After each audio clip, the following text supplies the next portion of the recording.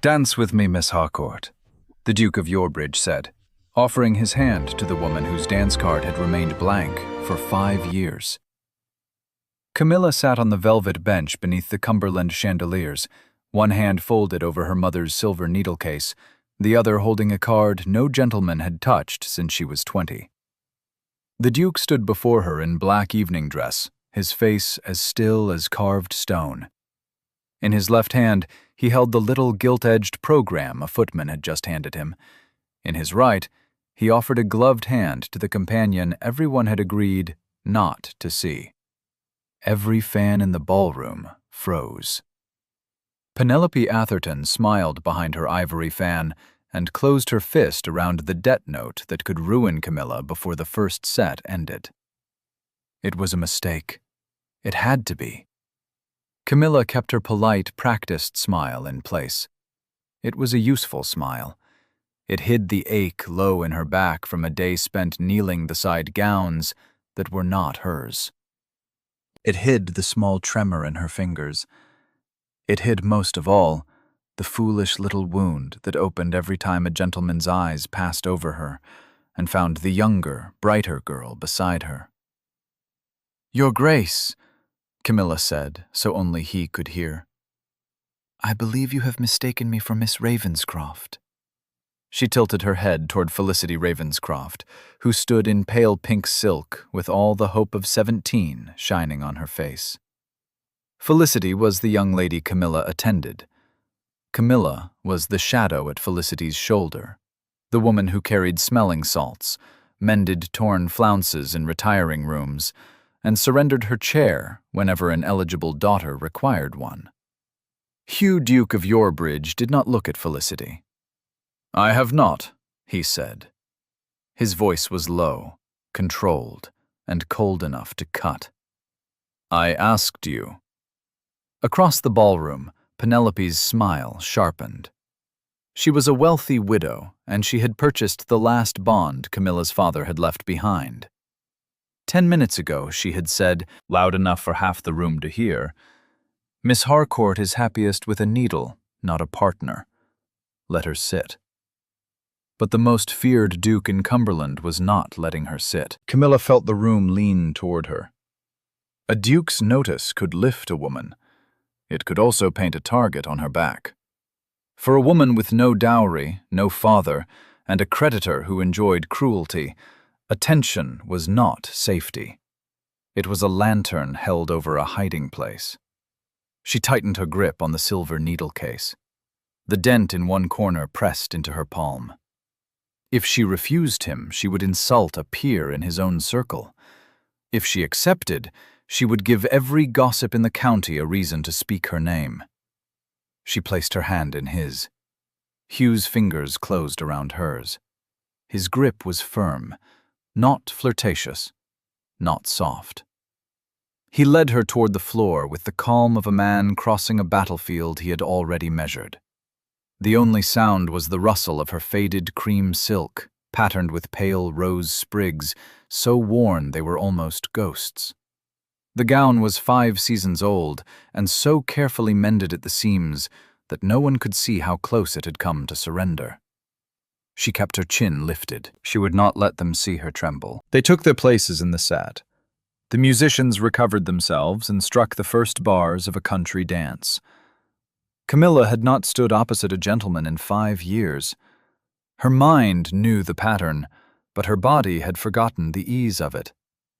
She braced for the humiliation of a wrong turn. Hugh felt it before anyone else could see it. He did not drag her into the movement. He shortened his first step, altered the angle of his shoulder, and gave her 3 quiet beats to find the rhythm. It was not tenderness, not in any way society would notice.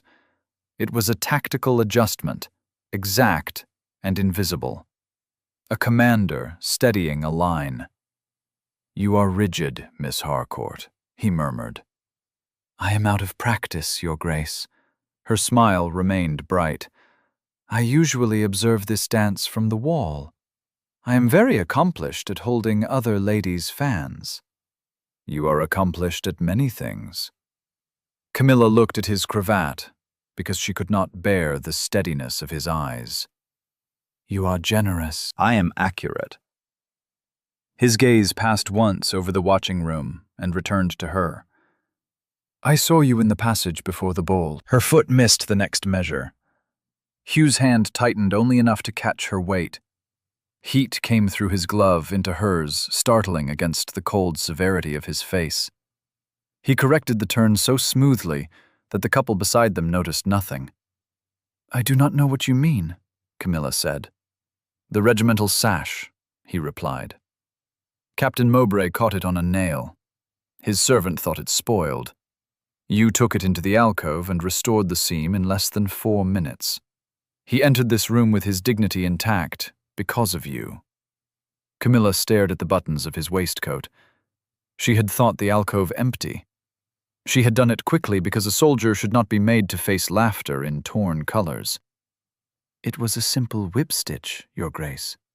"It was precision," he said, "and you asked for no thanks." That was the thing that stole her breath. He had not crossed the ballroom out of pity. He had seen her work. He had noticed the part of her life everyone used and no one named. The dance turned them toward the far end of the room. Hugh placed himself so his shoulder screened her from Penelope's narrowed gaze. Camilla understood then that he was dangerous in a way she had not expected. A man who saw an invisible companion in an alcove might see the rest of what she tried to hide. The set ended to brittle applause. Hugh bowed. Camilla curtsied with care. Her knees trembled from exertion and shock, but her smile did not break. He escorted her back to the velvet bench. "Thank you for the dance, Miss Harcourt," he said loud enough for Penelope Atherton to hear. "Thank you, Your Grace." He walked away. Camilla sat again and folded both hands over the silver needle case. She had survived the dance. Yet, as Penelope glided toward her, the death note crinkling beneath her glove, Camilla knew the true danger had only just begun. The Duke had pulled her out of the shadows. Now everyone could see where to strike. The summons came the next morning. Camilla stood in the grand foyer of Yorbridge Manor with Felicity and Lady Ravenscroft, who had agreed to act as chaperone, with the nervous excitement of a woman who smelled a scandal and hoped it would become respectable before luncheon. The Duke's note had been brief. "Miss Harcourt's skill is requested in the gallery.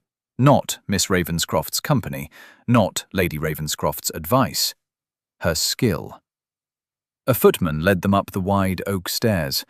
The manor was immense, cold and shadowed. Hugh had returned to Cumberland only months before, after years on the peninsula and a brother's death that left him with a dukedom he had never been raised to expect. The house still looked half asleep, its portraits watching from dim walls, its carpets worn by generations of footsteps that had not paused for grief. They entered the long gallery. Winter light lay thin across the floor. At the far end, Hugh stood beside a long oak table. He wore riding clothes, not evening dress, and looked even more severe without the softening glow of candles. On the table lay an expanse of crimson silk. Camilla stopped. It was the Yorbridge battle standard, torn, faded, edged with gold thread that had loosened in loops. Dark stains marked one corner old enough to have browned with time, and still terrible enough that her fingers curled against her skirt. Hugh bowed to Lady Ravenscroft, nodded to Felicity, and looked directly at Camilla. "Miss Harcourt," he said, "I am told there is no needle in Cumberland steadier than yours." "I am a companion, Your Grace." The bright mask rose by instinct. "I mend lace ribbons and the occasional unfortunate flounce. I am not a sailmaker." "This is not a sail." He stepped back, giving her the space before the table. "It is history. I trust your hands with it." Trust. The word struck deeper than praise. People trusted Camilla to be useful, quiet, and grateful. They trusted her not to complain when her supper was cold or her chair was taken. They trusted her to make damaged things whole and then vanish before the thanks were given. No one trusted her hands with history. She approached the table. The silk was heavier than she expected. The damage was not impossible, but it would require patience, strong light, and thread matched carefully enough that the repair would support the old cloth without pretending the wound had never existed. "I will do my best, Your Grace. That is why I asked." He did not hover. He walked to a desk at the opposite end of the gallery and opened a ledger. Lady Ravenscroft settled in a chair with her shawl. Felicity admired the portraits for 10 minutes, then took a novel to the window seat. For 3 hours, the gallery held only small sounds: Camilla's thread drawing through silk, Hugh's pen moving over paper, the faint sigh of the fire. The winter light thinned by degrees, crawling across the floorboards until it touched the table leg and left her work in a colder shade. Camilla worked until her fingers stiffened from the cold. At last, she drew the silver needle case from her pocket. It had belonged to her mother. Its hinge was worn smooth. The little dent on the corner hid a sliding compartment, and inside that compartment lay folded receipts, thin as secrets earned by 5 years of midnight stitching. She opened the visible side for a thicker needle. Hugh's pen stopped. Camilla looked up. He was not looking at her face, he was looking at her hands. "Is the light sufficient?" he asked. "It is quite sufficient, thank you." The answer came too quickly. Servant's answer. Companion's answer. No need, no want, no burden. Hugh rose. He did not ring for a footman. He crossed to the heavy velvet drapes, pulled them back himself, and tied them so a pale blade of sun fell directly over the damaged gold thread. Then he returned to his desk, as if he had merely corrected an error in a map. Camilla stared at the light. It was a small thing, too small to weep over, too small to remember. And yet, it was the first time in 5 years anyone had altered a room for her comfort. She bent her head before her eyes could betray her, and set the first careful stitch. By the 3rd afternoon, the rumors had found their teeth. Penelope Atherton made certain of it. Miss Harcourt was angling for a pension. Miss Harcourt had trapped a grieving duke through useful hands and modest eyes. Miss Harcourt had forgotten her place because one powerful man had forgotten it first. Felicity cried in the carriage on the way to Yorbridge, begging Camilla not to spoil her season. Lady Ravenscroft scolded them both and blamed the weather. Camilla had smiled, smoothed Felicity's glove, and promised she was only doing a task. A task ended. A task could not ruin anyone. But the mask felt heavy in the gallery. Her ankle throbbed from standing through an evening fitting at Mrs. Atherton's townhouse. She shifted her weight beneath the table, trying to keep the pain from climbing into her face. Hugh's pen stopped again. She hated that she knew the sound of his attention now. He stood, crossed to a corner, and returned with a low velvet footstool, without a word. He set it beneath the table by her left foot. Camilla froze. "Your Grace, that is not necessary. I am perfectly comfortable." "No," he said. "You are practiced." Her needle paused. "You have favored your left ankle for nearly an hour," he continued. "Use the stool." There was no softness in his voice. That made it worse. Kindness she could have deflected. Pity she could have endured with a smile. But this was simple observation, delivered as fact. He had noticed pain she had not admitted. Slowly, Camilla placed her foot on the stool. Relief went through her so sharply that she nearly closed her eyes. "Thank you," she whispered. Hugh's gaze dropped to the silver needle case beside the silk. He touched the dented corner with one gloved finger. "This is old," my mother's Camilla said. The words were safe. They did not tell him that her mother had taught her to mend cuffs by candlelight. They did not tell him that the case had once held ribbons. and now held proof. They did not tell him that every folded scrap inside it represented an evening when she had chosen pride over sleep. "It is useful," she added. "Useful," Hugh repeated. The words sounded like something bitter on his tongue. "Is that what you aim to be?" "It is what I must be, Your Grace." She kept her smile steady. "If one is not decorative, one must be useful. Otherwise, there is no reason to be allowed in the room." His jaw tightened. The gallery doors opened before he could answer. Mr. Grimes, Penelope Atherton's steward, entered with the stride of a man who was accustomed to frightening women who had no brothers. He bowed shallowly to the Duke and turned at once to Camilla. "Miss Harcourt, Mrs. Atherton requires you at the townhouse. The new ball gowns have arrived. You will come now?" Camilla set down her needle with care.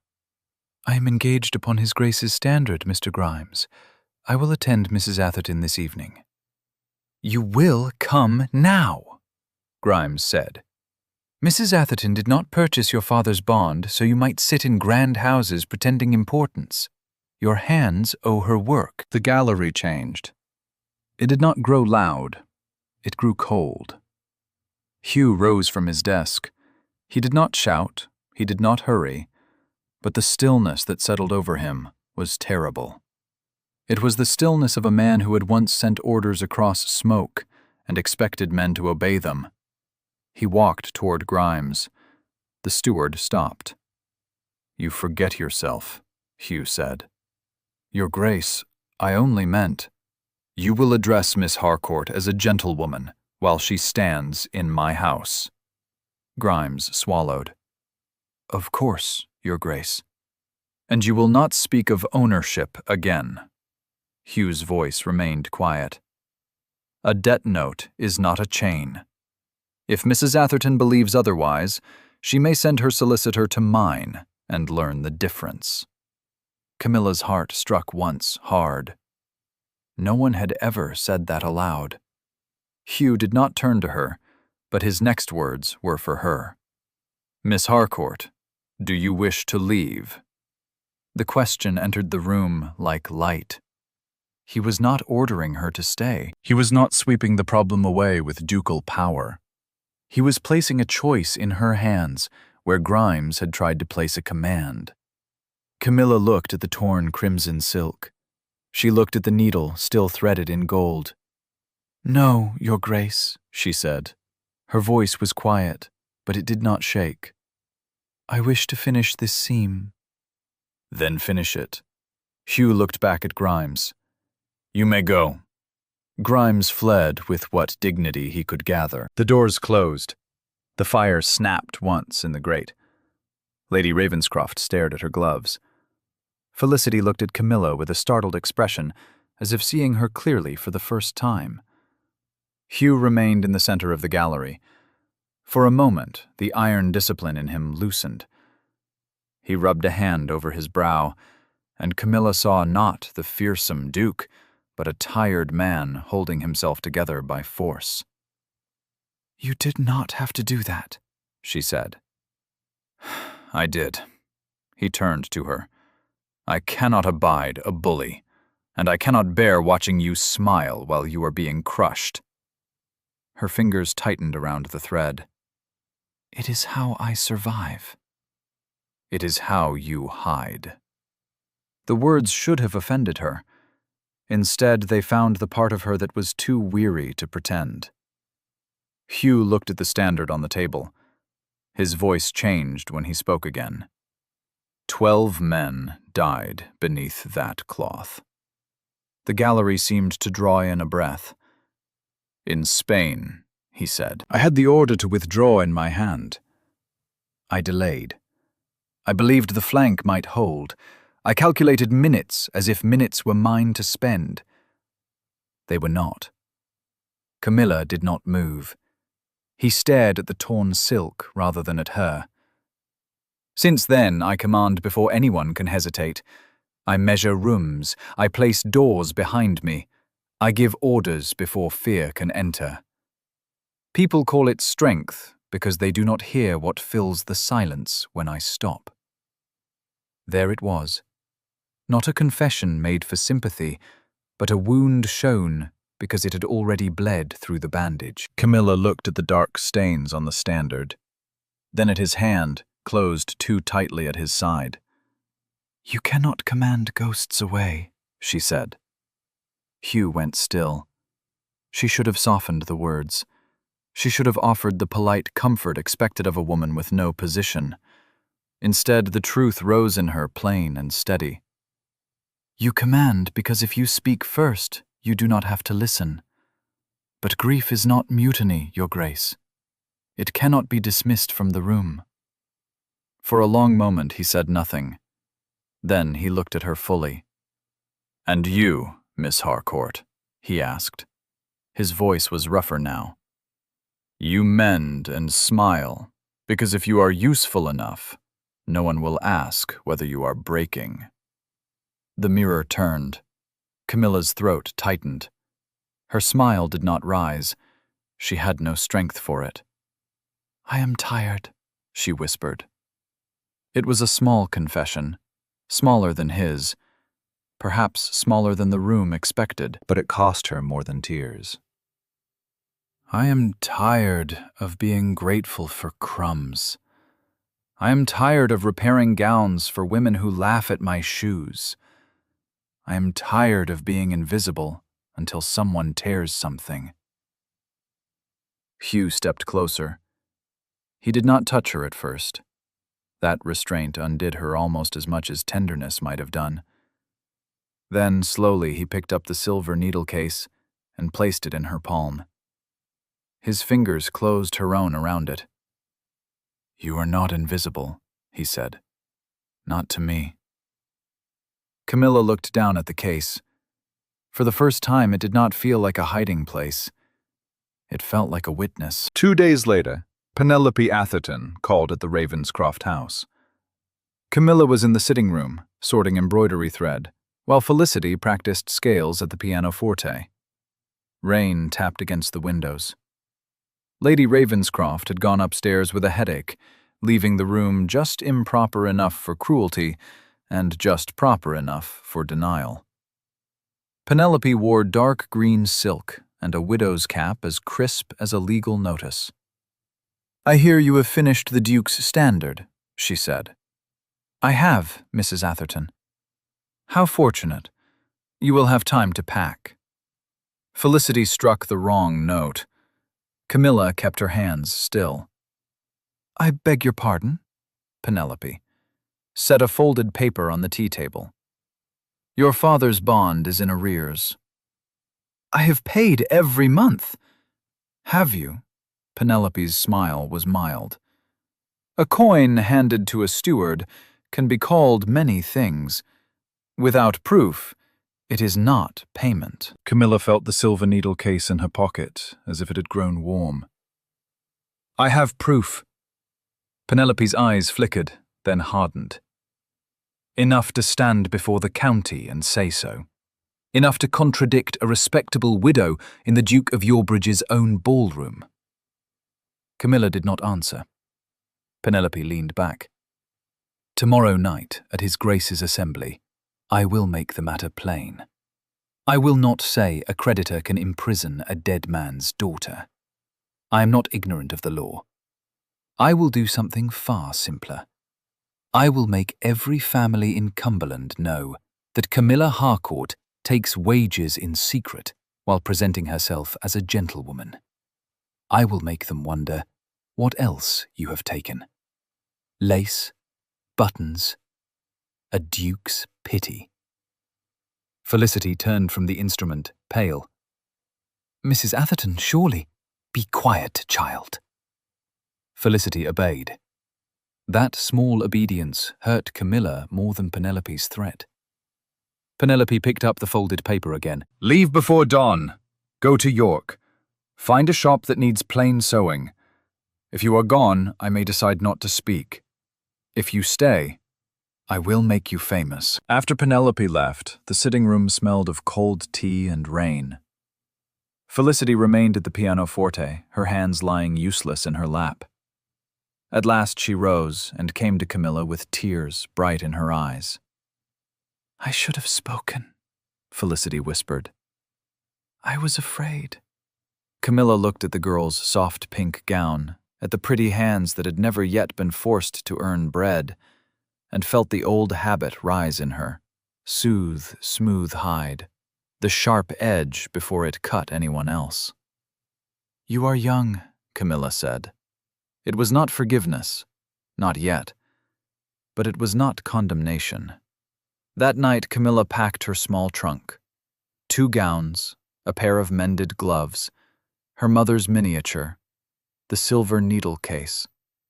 She had no carriage, but the coaching inn was less than 3 miles away. She could walk before dawn. Disappearing would be humiliating, but humiliation was familiar. What she could not endure was the thought of Penelope using her to stain Hugh's name. The Duke, duped by a debtor's daughter. The War Duke, made foolish by a seamstress with soft eyes. And there was Felicity. If the scandal broke while Camilla remained under the Ravenscroft roof, the girl's season would sour with it.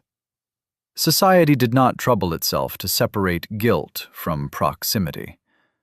Camilla had spent 5 years carrying fans and shawls through ballrooms. She knew exactly how quickly a young lady could be punished for standing too near disgrace.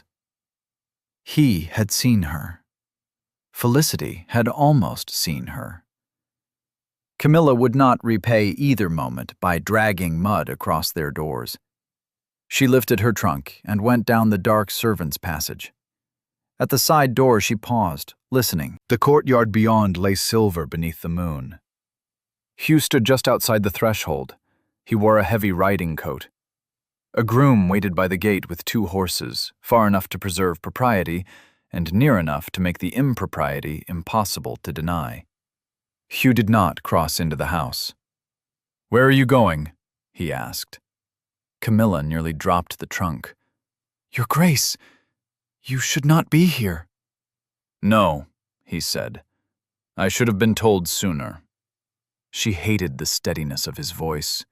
It made her own sound more fragile. "I am leaving. Because of Mrs. Atherton. If I stay, she will make a spectacle of the debt at your assembly. She will say I trapped your attention. She will turn kindness into scandal." His jaw set. For one instant, Camilla saw the first instinct in him to command to pay, to crush Penelope Atherton beneath a solicitor's seal and a duke's displeasure. Then he stopped. He looked at the trunk in her hand, at the tense line of her shoulders, at the woman who had said she was tired of being treated like an object to be moved from room to room. When he spoke again, the command had been forced out of his voice. "I can settle the bond by morning," he said. "If you ask it, I will." Camilla closed her eyes. There was the rescue. Clean, powerful, tempting. A door thrown open by someone else's hand, but Penelope's version would remain. Camilla would become another poor woman saved by a duke, grateful, silent, useful in a prettier cage. "No," she said. Hugh gave one short nod, as if he had expected the answer and respected it. "Then do not run from a lie," he said. "Stand before it. I will be ruined." "You may be spoken of," he said. "That is not the same as ruined." Camilla gave a small, broken laugh. Men with titles often say that. Pain crossed his face because the rebuke was fair. "Yes," he said, "we do." That honesty quieted her. Hugh stepped no closer. "I will not command your future, Camilla.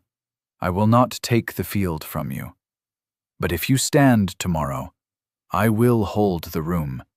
I will hold the doors. She will not ambush you in whispers." Camilla's hand moved to the needle case in her pocket. "And I must speak." "You must speak." She looked past him to the waiting horses, the dark road, the easy escape that would follow her all her life. "Will you stand beside me?" she asked. Hugh's eyes burned in the moonlight. Shoulder to shoulder, he said. No farther forward. Camilla set the trunk down. The Yorbridge assembly blazed with 1,000 candles. Camilla stood near the wall in her faded cream silk, the same gown the county had pitied for 5 seasons. Tonight, she wore it without apology.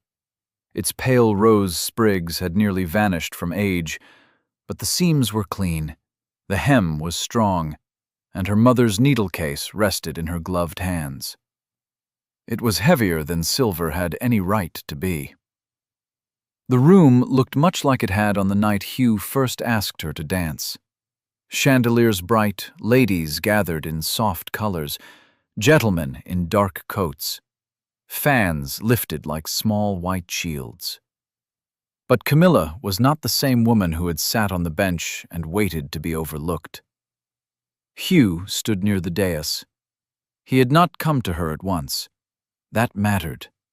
He was keeping his promise. Not in front, not behind. Beside when the time came. Penelope Atherton waited until the musicians lowered their instruments between sets. Then she moved to the center of the room. "It grieves me," she said to Lady Ravenscroft, though her voice carried neatly to the farthest corner, when families forget their station. "To owe money for years, and yet parade at a duke's ball as if honor were a borrowed gown." The whispers began at once. Camilla's fingers tightened around the needle case. Hugh stepped down from the dais. "Mrs. Atherton," he said. The room stilled. He did not raise his voice. He did not need to. The command in it crossed the floor like a drawn blade. "You are making an accusation in my house. Speak it plainly, or leave." Penelope flushed, but pride held her upright. "Very well, Your Grace. Miss Harcourt's father died owing my estate a considerable sum. She has concealed her position, taken paid work, while moving among gentlewomen, and used your generosity to lift herself above her proper place." A gasp moved through the ballroom. Hugh looked at Camilla. The smallest nod. "The field is yours." Camilla stepped forward. Her legs felt unsteady. Her voice, when it came, was not loud enough. "My father owed you money, Mrs. Atherton." A few people leaned in. Camilla lifted her chin and began again. "My father owed you money. I do not deny it. He left behind debts, shame, and very little else. For 5 years I have paid what I could not, because the law made me your servant, but because I believed honor required me to answer what he left unpaid." Penelope's mouth tightened. Camilla pressed her thumb against the dented corner of the silver case. The hidden slide clicked open. She heard the sound because the room had gone silent enough to hear breath.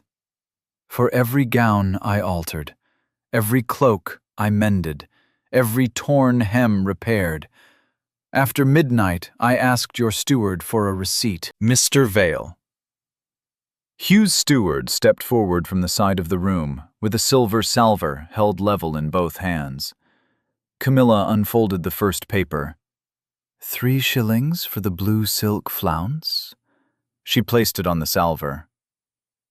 7 shillings for the winter cloak? Another paper settled neatly atop the first.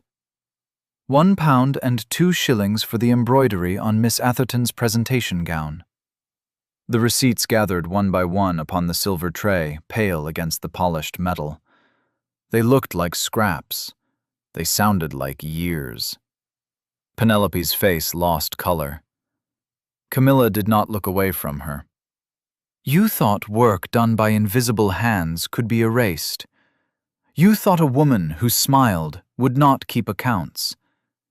You were wrong."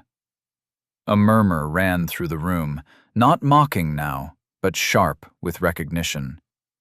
When the last receipt lay upon the salver, Mr. Vale inclined his head. In his other hand, he held a ledger Camilla had not seen. "At His Grace's request, I reviewed the copies Miss Harcourt sent this morning, The receipts are valid. The balance claimed by Mrs. Atherton is not only satisfied, it is overpaid by £6.07. Penelope turned on him. "You have no right!" "I have every right to count," Camilla said. The words rang more strongly than she expected. Felicity Ravenscroft stepped out from beside her mother.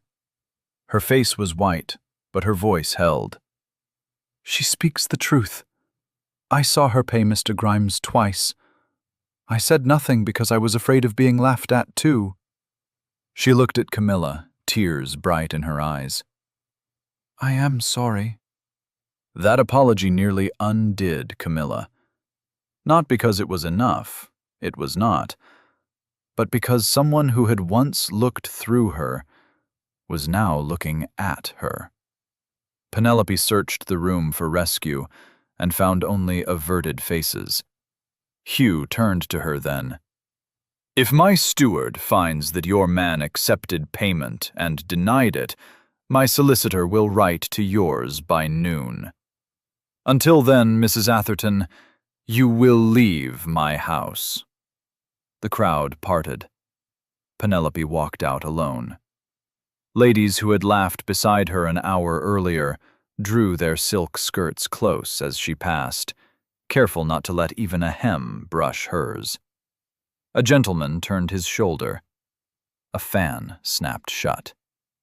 The sound was small, but in that room, it was as final as a door bolted from within. The doors closed behind her with a sound that seemed to end 5 years. Camilla stood beside the salver of receipts, holding the open silver case. Her hands shook. Her breath came too fast. She had not been saved down from scandal. She had stood inside it and spoken her own name clean. Hugh came to her then, not before, not over her, to her. He looked once at the neat stack of receipts, then at the case in her hands. "You kept the line," he said softly. Camilla almost smiled. "I kept accounts." His mouth moved very slightly. For Hugh, it was nearly laughter. Then he held out his hand. "Dance with me, Miss Harcourt." The words moved through the room differently this time. The first time they had been shock. This time they were recognition. Camilla looked at his hand. She looked at the man who possessed terrifying power and had chosen when it mattered not to spend it in her place. He had held the room. She had held her ground. Her smile came slowly, real, weary, her own. "I would be honored, Your Grace." She placed her hand in his. The musicians began again. No one laughed when she stepped onto the floor. 6 months later, spring opened the east wing of Yorbridge Manor. The rooms that had once slept beneath dust covers now held long tables, baskets of linen, skeins of thread, and the soft, serious chatter of girls, learning that skill could be more than survival. Daughters of impoverished vicars sat beside daughters of ruined merchants. A lame seamstress from Penrith taught buttonholes by the window. Felicity Ravenscroft, no longer quite so frightened of being unfashionable, came twice a week to read aloud while younger girls stitched. At the head of the largest table sat Camilla, not a nameless dependent, not the companion on the bench, not the grateful woman in the corner. Camilla, Duchess of Yorbridge, founder of the Harcourt Workroom for Gentlewomen in Need. Her mother's silver needle case rested open beside her hand. The secret compartment no longer hid desperate proof. It held small new cards printed with each girl's name. Because Camilla had learned the power of keeping record of invisible labor. The door opened. Hugh entered with a tray carrying it with the grave concentration of a duke crossing enemy ground. On it sat a cup of tea, a slice of bread and butter, and an apple. The girls scrambled to rise. "At ease," Hugh said. 3 girls giggled because no one in a sewing room was ever truly at ease when a duke said it. Camilla looked up at him. The sight still caught her unprepared sometimes. He remained broad-shouldered, severe, and capable of silencing a room with one word. But the brittle tension had left him. He no longer looked like a man outrunning a battlefield. Some evenings he still walked the gallery in silence. Some nights he woke before dawn. But he no longer filled every silence with command. He set the tray beside her needle case. "You forgot breakfast," he said. "I was busy." "You said that yesterday." "I was busy yesterday, too." The girls pretended not to listen. Hugh leaned closer. "Camilla." She heard the warning in his voice, and the care beneath it. With great dignity, she picked up the bread and took a bite. "Your Grace is satisfied." "Rarely," he said, and one of the girls dropped her needle in shock at the dry answer. Camilla laughed. It still surprised her, that sound. Not the polite brightness she had once used as a shield, but laughter that rose because she did not need to earn the right to remain. Behind her on the wall hung the restored crimson Yorbridge standard. Its repaired seams were visible if one knew where to look. Camilla had insisted on that. A mended thing need not pretend it had never been torn. Beside it, framed in dark wood, hung a small pale card from the Cumberland Ball. For 5 years, every line on Camilla Harcourt's dance card had remained blank. Now a single name crossed the center in Hugh's bold hand. Yorbridge. Hugh followed her gaze to it. His expression softened in that restrained, almost private way that still felt like a door opened only for her. "I did not know that night," he said, "whether you would forgive me for making them see you." Camilla touched the silver needle case. The dented corner fit beneath her thumb as perfectly as ever. "I did not forgive you at once." "No," he said. "I remember.